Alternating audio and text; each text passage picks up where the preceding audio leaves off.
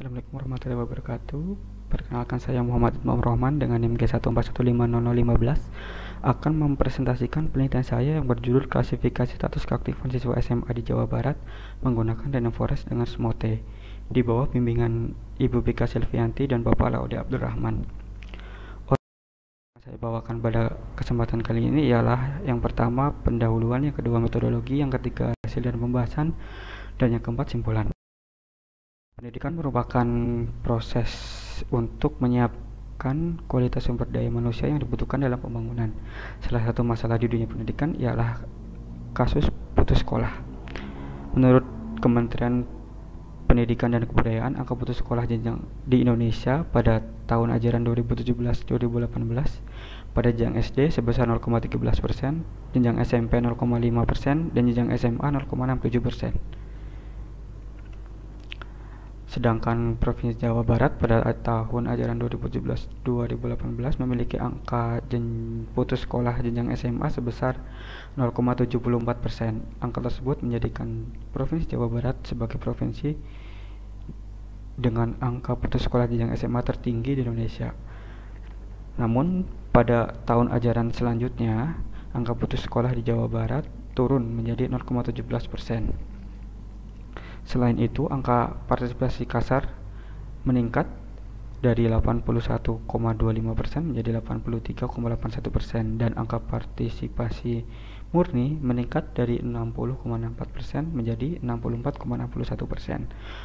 Penurunan angka putus sekolah dan kenaikan angka partisipasi kasar dan murni tidak lepas dari upaya pemerintah Jawa Barat dalam menanggulangi kasus putus sekolah. Faktor penyebab putus sekolah menurut Kamsiati 2016 ialah besarnya jumlah anak, rendahnya ekonomi keluarga, rendahnya pendidikan di lingkungan tempat tinggal, dan turunnya minat anak untuk belajar karena lebih milih bekerja.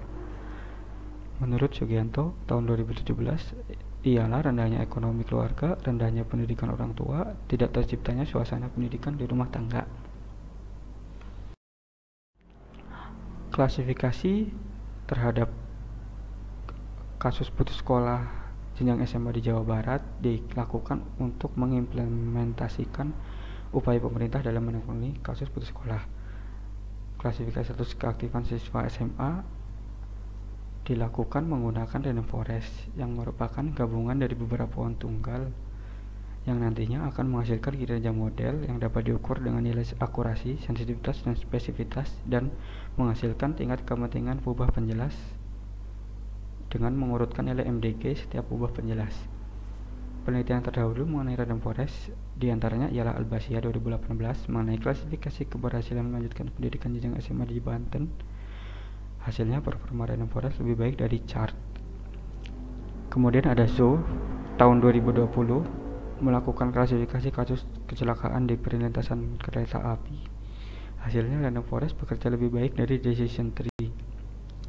Dan selanjutnya ada Syukron et al. Tahun 2020 melakukan klasifikasi tingkat penyakit hepatitis C. Hasilnya performa Random Forest lebih baik dari XGBoost. Jumlah siswa putus sekolah pastinya lebih sedikit dari jumlah siswa aktif sekolah. Perbedaan jumlah tersebut akan menimbulkan ketidakseimbangan pada data. Ketidakseimbangan pada data ditangani menggunakan Synthetic Minority Oversampling atau SMOTE. SMOTE merupakan teknik yang mencari tetangga terdekat untuk setiap data di kelas minor. Setelah itu dibuat data buatan sebanyak persentase duplikasi yang diinginkan. Penelitian terdahulu mengenai SMOTE diantaranya ialah Purnajaya dan Hanggara tahun 2020 yang membandingkan beberapa teknik sampling pada klasifikasi support vector machine. Hasilnya SMOTE lebih baik dari random undersampling, random oversampling, combine over undersampling, dan tailing. Selanjutnya ada Ubaya dan Juwariah tahun 2020 yang membandingkan random undersampling dan SMOTE dalam klasifikasi Random Forest. Hasilnya performa SMOTE lebih baik dari random undersampling. Tujuan penelitian ini ialah menerapkan model Random Forest dan teknik SMOTE untuk mengklasifikasikan status keaktifan siswa SMA di Jawa Barat, serta mengidentifikasi pola yang dihasilkan. Data yang digunakan dalam penelitian ini merupakan data pokok pendidikan yang diperoleh dari Sekretariat Pendidikan Dasar dan Menengah Kementerian Pendidikan dan Kebudayaan. Data tersebut merupakan data seluruh siswa di siswa SMA di Jawa Barat tahun ajaran 2019-2020, periode Juli 2019. Data tersebut terdiri dari 18 peubah dengan 1 peubah respon dan 17 peubah penjelas. Berikut daftar peubah yang digunakan pada penelitian ini. Kemudian prosedur analisis data yang dilakukan ialah yang pertama praproses data, yaitu menyeleksi data siswa yang tidak lengkap. Yang kedua, pengkategorian data sesuai tabel 1 pada makalah dikarenakan data masih dalam bentuk data mentah. Kemudian ada eksplorasi data. Yang keempat, membagi data menjadi data latih dan data uji. Yang kelima, membangun model random forest. Yang keenam, membangun model random forest dengan smooth. Yang ketujuh, membandingkan kinerja kedua model. Dan yang kedelapan, mengkaji bahwa penting yang dihasilkan.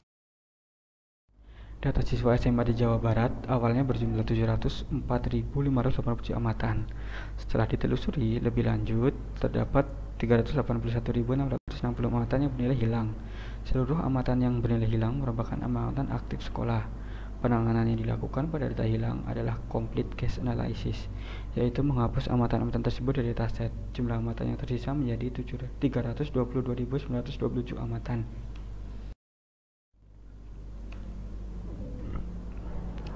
Persentase status keaktifan berdasarkan gambar diketahui pada siswa aktif sekolah sebanyak 99,93%, sedangkan siswa putus sekolah sebanyak 0,07%, yang menandakan pada jumlah amatan siswa putus sekolah lebih sedikit dari jumlah amatan siswa aktif sekolah.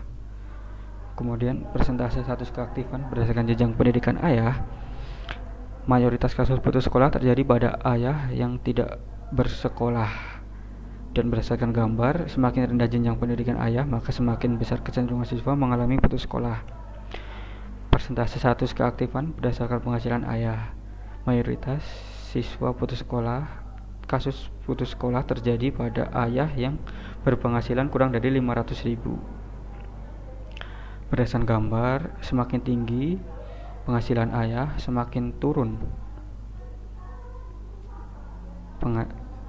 Semakin tinggi penghasilan ayah memperlihatkan tren turun.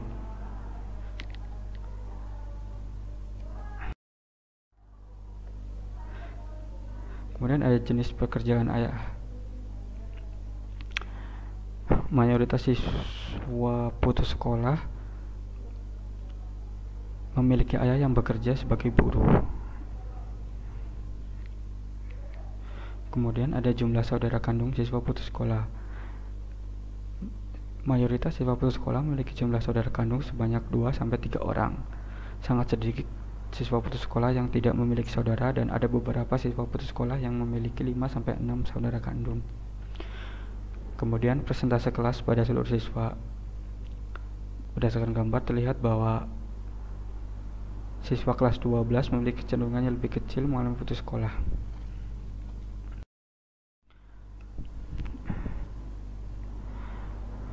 Model random forest dibangun menggunakan peubah penjelas M, yaitu sebanyak 2, 4, dan 8, dan ukuran pohon K sebanyak 25, 500, 100, 200 pohon.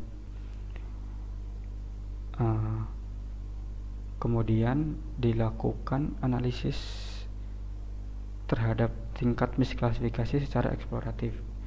Berdasarkan gambar terlihat pada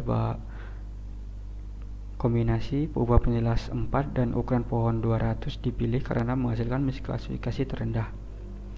Selanjutnya dilakukan prediksi terhadap data latih yang menghasilkan kinerja klasifikasi model random forest. Nilai akurasi sebesar 0,9993, yang berarti hampir seluruh siswa diklasifikasikan sesuai statusnya. Kemudian sensitivitas sebesar 0,0567, yang berarti hanya 5,67% siswa putus sekolah tepat diklasifikasikan putus sekolah. Kemudian spesifitas sebesar 0,99%, yang artinya hampir seluruh siswa aktif sekolah tepat diklasifikasikan aktif sekolah. Kemudian untuk membangun model random forest dengan SMOTE dilakukan terlebih dahulu melakukan teknik SMOTE untuk membentuk data letih baru dengan percent oversampling sebanyak 770.000,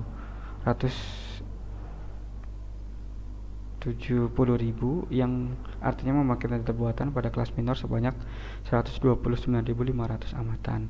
Persen undersampling 100, yang artinya mereduksi data kelas mayor agar jumlahnya sama dengan minor. Data yang direduksi sebesar 121.470 amatan menggunakan nilai K sebesar 5, yang artinya membangkitkan data buatan berdasarkan 5 tetangga terdekat. Setelah dilakukan SMOTE, data pada kelas minor dan mayor menjadi seimbang. Selanjutnya dilakukan pembangunan model random forest menggunakan data relatif baru dan dilakukan prediksi terhadap data uji yang sama dengan model random forest sebelumnya. Hasil kinerja klasifikasi model random forest dengan SMOTE ialah nilai akurasi sebesar 9789, sensitivitas sebesar 0,6238, dan spesifitas sebesar 0,9792.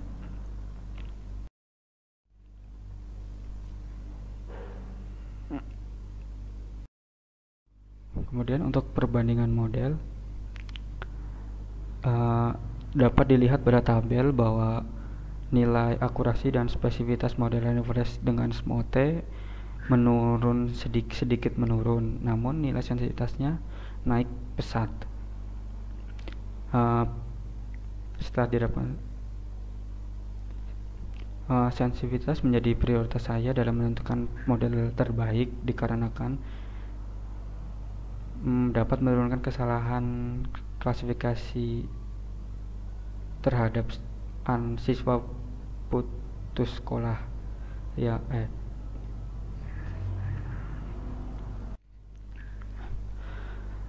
kesalahan dalam mengklasifikasi siswa aktif sekolah sebagai siswa putus sekolah memiliki risiko yang lebih kecil dibandingkan kesalahan mengklasifikasi siswa putus sekolah sebagai siswa aktif sekolah. Kemudian untuk tingkat kepentingan pupuk penjelas yang dihasilkan model random forest dengan SMOTE, yaitu menghasilkan 5 buah terpenting, diantaranya penghasilan ayah, jumlah saudara kandung, kelas pendidikan terakhir ayah, dan jenis pekerjaan ayah.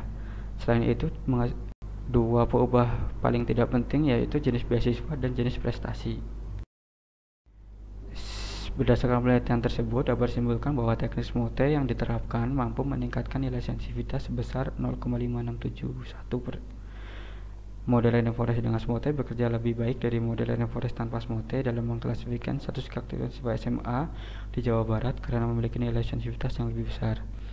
Model random forest dengan SMOTE menghasilkan 5 buah terpenting, yaitu penghasilan ayah, jumlah saudara kandung, kelas pendidikan terakhir ayah, dan jenis pekerjaan ayah. Yang saya gunakan saya, apabila terdapat kekurangan dan kesalahan ucap, saya mohon maaf sebesar-besarnya. Terima kasih.